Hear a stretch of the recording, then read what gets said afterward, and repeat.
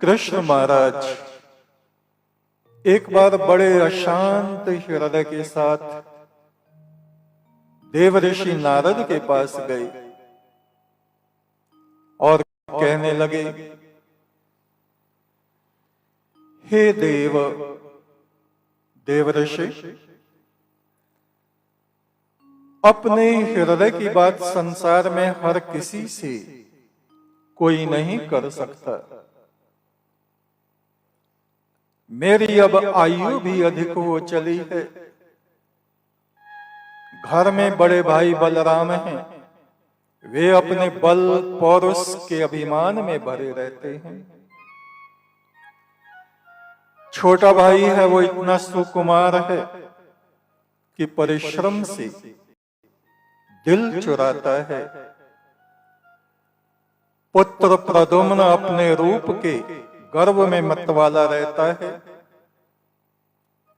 अक्रूर वगैरह जो हैं वे आपस में वैमनस्य रखते हैं, एक दूसरे की काट करते रहते हैं। घर में कलह कलेश का वातावरण सदा बना रहता है। युद्ध ना होते हुए भी घर में युद्ध जैसा वातावरण बना रहता है। हे देवऋषि, यद्यपि मैं भोगों में आसक्त नहीं हूं, सब कुछ दूसरों को दे देता हूं, किंतु मेरे परिवार में हर एक व्यक्ति के दिल में अशांति भरी है। उनके अशांत रहने से मेरे हृदय की शांति नष्ट है। आप बताइए मैं क्या करूं? मैं अपना अंतिम समय कैसे व्यतीत करूं? कृष्ण महाराज पूछ रहे हैं। जैसा माहौल हम सबके घर में रहता है, ऐसा ही उनके यहां था। नारद ने कहा, हे वासुदेव, आप स्वयं ब्रह्म रूप हैं। आप मुझसे पूछते हैं, मुझे कुछ कहने में संकोच होता है, किंतु फिर भी मैं कहता हूं, क्योंकि धर्मशास्त्र ये कहता है कि पूछने वाले को कुछ न कुछ उत्तर अवश्य देना चाहिए। आप परिमार्जन और अनुमार्जन व्यवहार की कोमलता के द्वारा अपने परिवार का समाधान करें। क्रोध के अवसर पर क्रोध न करें। आयु में जो आपसे छोटे हैं उनका सत्कार करें। छोटे उनके कटु वचनों को धैर्य पूर्वक सहन करें। हृदय की कोमलता और सरलता बगैर लोहे का ऐसा हथियार है जो दूसरों के हृदय में छेद कर देता है। ये ऐसा हथियार है दूसरों की जिह्वा उखाड़ देता है। यानी प्रेम की सहनशीलता के द्वारा आप अपने कटुभाषी परिवारजनों को शांति प्रदान कर सकते हैं। यथाशक्ति दूसरों को शांति देते रहिए। जो कुछ होता है सहज भाव से सहन करते रहिए। कोमलता से दूसरों का सत्कार करते रहिए। ये कोमलता और सत्कार बगैर लोहे का अस्त्र है, जिससे आप अपने ज्ञान और धर्म की रक्षा कर सकते हैं। घर का कोई सदस्य कड़वी और ओछी बात कहे, तब भी आप मृदु वचन ही बोलिए। कोई क्रोध करता है, उस क्रोधी के हृदय को शांत कीजिए, किंतु स्वयं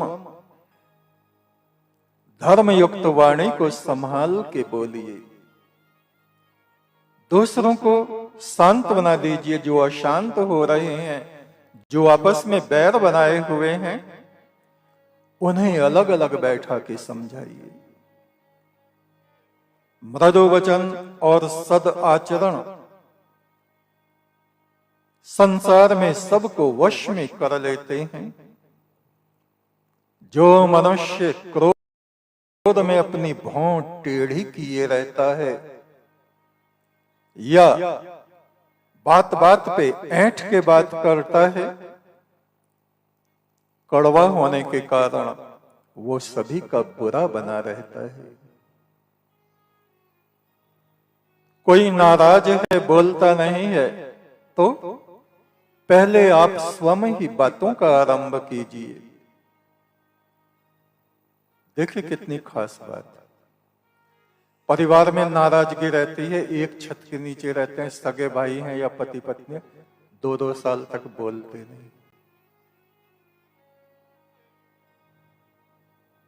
ऐसी प्रतिज्ञा बांध लेते हैं, जा तुझसे बोलना नहीं।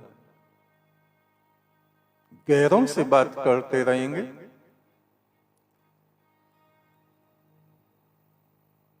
पहले स्वयं ही उससे बात करें, मुस्कुरा के बात करें।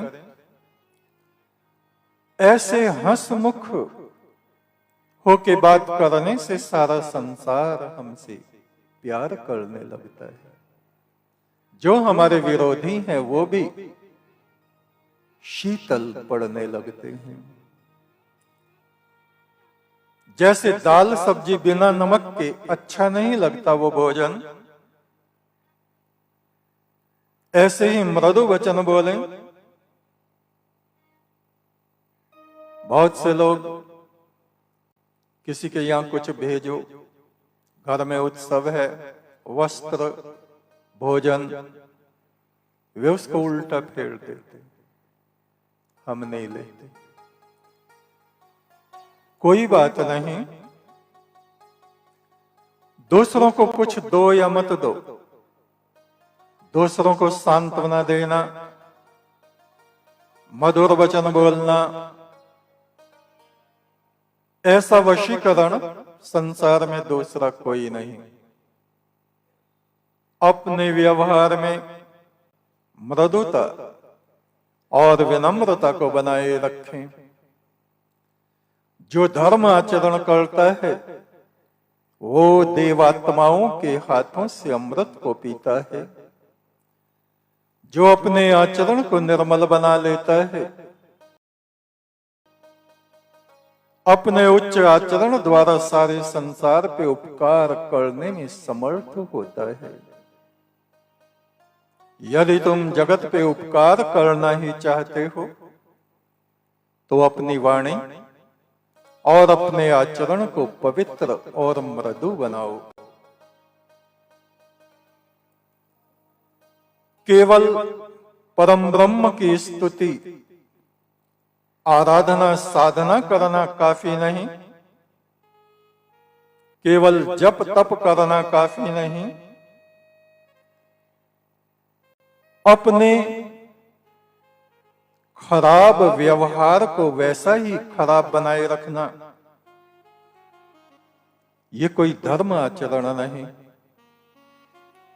सत्संग करते रहना किंतु अपने बुरे स्वभाव को न त्यागना, ये धर्म आचरण नहीं।